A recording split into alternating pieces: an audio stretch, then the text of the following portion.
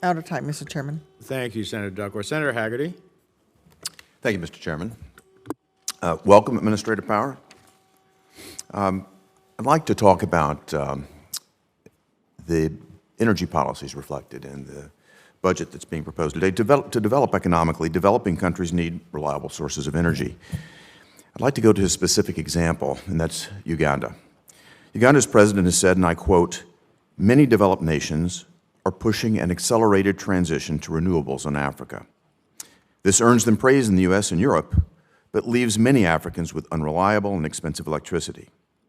He goes on to say that this stands to forestall Africa's attempts to rise out of poverty, which require reliable energy. African manufacturing will struggle to attract investment and therefore to create jobs without consistent energy sources. Agriculture will suffer if the continent can't use natural gas to create synthetic fertilizer or to power efficient freight transportation. That's the end of his quote.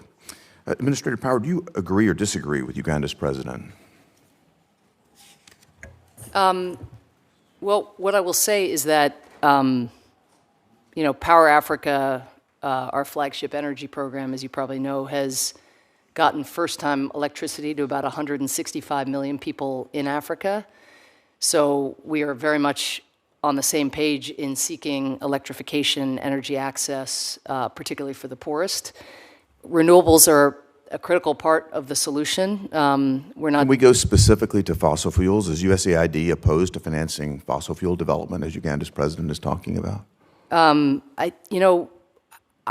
I'd have to get back to you on our engagements with President Museveni's ministers, but my impression actually in Uganda is that we've gotten very loud demand signals with regards to solar production, and we do have exceptions. We have a preference for renewables because we do want to see carbon reduced, but there are circumstances in which, again, securing rapid access to clean energy in very low-income countries requires more stable or additionality. I think that's exactly right. What I'm concerned about, Administrator, and I want to make this very clear, is that the goals that are reflected in this budget, particularly with respect to energy, are really missing the mark.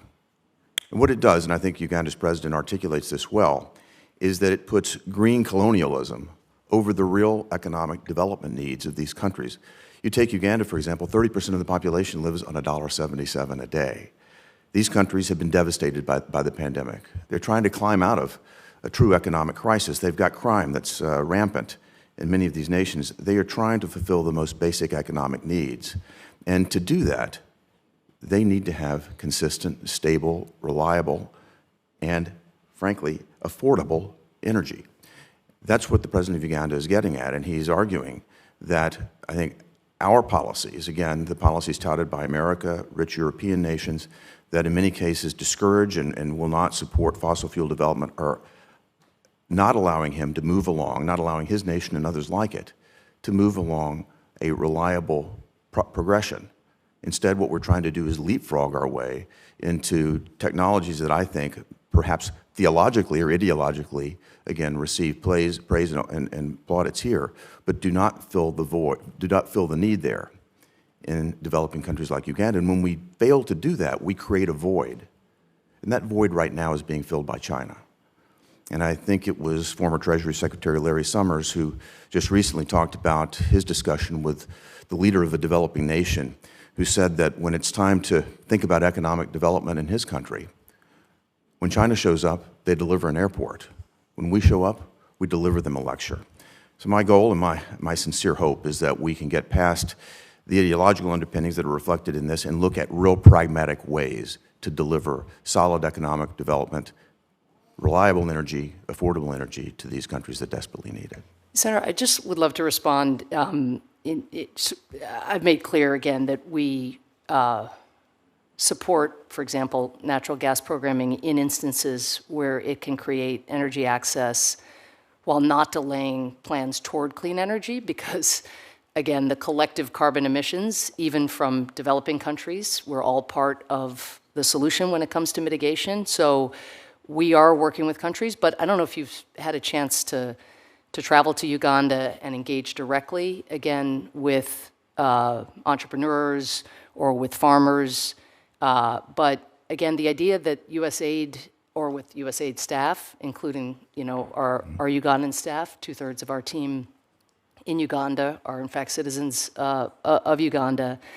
But the idea that we would be putting ideology and colonialism over the development needs of the people in that country, a country we've worked in basically since independence, I just reject that premise. And I think I'd love to travel with you if you'd like to go and see up close the demand signals that we get, again, from everything from government officials to civil society organizations to farmers to entrepreneurs who want to do clean energy partnerships. This is not some imposed vision by Samantha Power or Joe Biden or John Kerry. This is about actually working in partnership with the communities that we have worked in for decades. I'll ask to submit this piece for the record. It's titled Solar and Wind Force Poverty on Africa, and it's written by the President of Uganda. I hope you'll take a look at this. Administrator Power, again, he makes it very clear that he needs help today with reliable and affordable energy, not some aspirational goals that we're not supporting. Well, I hope you'll allow us to provide you as well, or maybe we can put in the record Uganda's own nationally determined contribution to the Paris Agreement, which is its plan for curbing emissions, because that's actually the government's plan, irrespective of what President Museveni, who says a lot of things, may have said in any particular speech. We are working with them on the implementation of their plan. Well, I hate to see us put carbon emission reduction over the actual needs to fulfill the rising from poverty that we're trying to accomplish here. But I hope you will agree that USAID cares an awful lot about helping people lift people out of poverty, and that we've demonstrated that over many decades. I want to assure that we continue to do so. And we will continue to do that so. USAID's goals is to basically win friends and bring about people into our fold as opposed to pushing them into the arms of China, which seems to be And I happening. want to assure both of you that the record is replete with your views. Thank you. Thank you, Mr. Chairman. Without objection, Senator Hagerty's request shall be documented.